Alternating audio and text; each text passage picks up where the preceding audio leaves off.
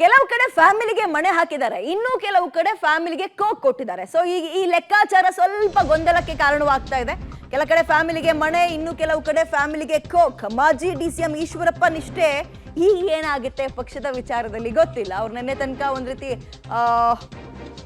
ಬಂಡಾಯ ಏಳುವ ಮುನ್ಸೂಚನೆಯನ್ನ ಕೊಟ್ಟಂಗೆ ಕಾಣಿಸ್ತಾ ಇತ್ತು. ಮಗನಿಗೆ ಒಂದು ವೇಳೆ ಕೊಡ್ಲಿಲ್ಲ ಅಂದ್ರೆ ಗೊತ್ತಿಲ್ಲ ಈಗೇನಾಗುತ್ತೆ ಅಂತ. ಹಾವೇರಿ ತಪ್ಪಿದೆ, ಅವ್ರ ಮಗನಿಗೆ ಸಿಕ್ಕಿಲ್ಲ. ಕೆಲ ಕಡೆ ಫ್ಯಾಮಿಲಿಗೆ ಮಣೆ, ಕೆಲವು ಕಡೆ ಫ್ಯಾಮಿಲಿಗೆ ಕೋಕ್ ಕೊಟ್ಟಿದ್ದಾರೆ. ಬಂಡಾಯ ಸ್ಪರ್ಧೆ ಬಗ್ಗೆ ನಾಳೆ ಈಶ್ವರಪ್ಪ ಅವರು ನಿರ್ಧಾರ ಮಾಡ್ತಾರೆ. ಮತ್ತೆ ಕಾರ್ಯಕರ್ತರ ಸಭೆ, ಅವ್ರ ಬೆಂಬಲಿಗರ ಸಭೆಯನ್ನೆಲ್ಲ ಕರೆದು ಮಾಜಿ ಸಿಎಂ ಯಡಿಯೂರಪ್ಪ ವಿರುದ್ಧ ಕೆಂಡ ಕಾರಿದ್ದಾರೆ ಈಶ್ವರಪ್ಪ. ಹಾಗೆ ನೋಡೋದಾದ್ರೆ ಒಂದ್ಸಲ ಅವ್ರ ಮನೆಗೂ ಕೂಡ ಹೋಗಿ ಬಂದಿದ್ರು.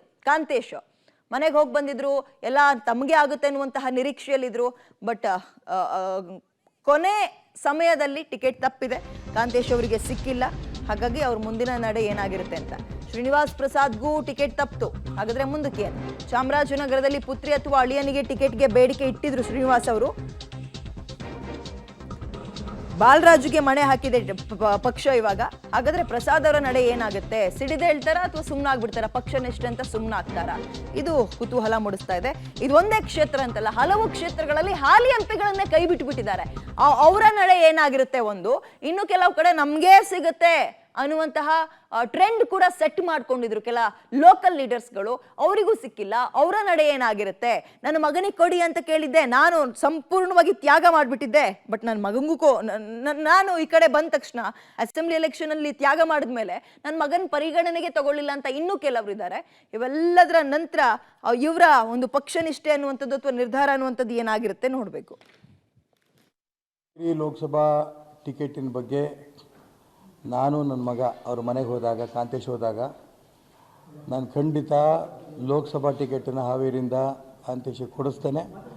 ಜೊತೆಗೆ ಹಾವೇರಿ ಲೋಕಸಭಾ ಕ್ಷೇತ್ರದಲ್ಲಿ ನಾನೇ ಓಡಾಟ ಮಾಡಿ ಅವನು ಗೆಲ್ಲಿಸ್ತೇನೆ ಅನ್ನೋಂಥ ಮಾತನ್ನು ಹೇಳಿ ಅವನು ಹಾವೇರಿ ಗದಗ ಜಿಲ್ಲೆಗಳಲ್ಲಿ ಸಾಕಷ್ಟು ಸಮಯವನ್ನು ಓಡಾಟ ಮಾಡಿದ್ದ. ಆ ಎಲ್ಲ ಜನರು ಕೂಡ ಅವನು ವಿಶ್ವಾಸ ಗೆಲ್ಲಿಸಿದ್ದ. ಆ ಭಾಗದ ಎಲ್ಲ ಸಾಧು ಸಂತರು ಕೂಡ, ಮಠಾಧಿಪತಿಗಳು ಕೂಡ ಆಶೀರ್ವಾದ ಮಾಡಿದರು, 100 ನಾವು ಗೆಲ್ಲಿಸ್ಕೊಡ್ತೀವಿ ಅಂತ. ಈಗ ಯಡಿಯೂರಪ್ಪನವರು ಅವ್ರ ಮಾತು ನಂಗೆ ನಡ್ಕೊಳ್ಲಿಲ್ಲ, ಅನ್ಯಾಯ ಮಾಡಿದ್ರು. ಹಾಗಾಗಿ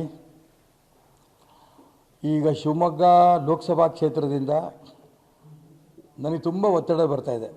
ನೀವು ನಿಂತ್ಕೊಂಡಿದ್ದೀರಿ, ನಿಂತ್ಕೋಬೇಕು. ಶಿವಮೊಗ್ಗ ಲೋಕಸಭಾ ಕ್ಷೇತ್ರದಿಂದ ಯಡಿಯೂರಪ್ಪನವ್ರ ಮಗನ ವಿರುದ್ಧ ನಿಂತ್ಕೋಬೇಕು, ನಾವು ಗೆಲ್ಲಿಸ್ಬಿಡ್ತೀವಿ ನಾವೆಲ್ಲರೂ ಕೂಡ ಅಂತ ಮಾತುಗಳು ಹೇಳ್ತಾ ಇದ್ದಾರೆ. ನಾನು ನರೇಂದ್ರ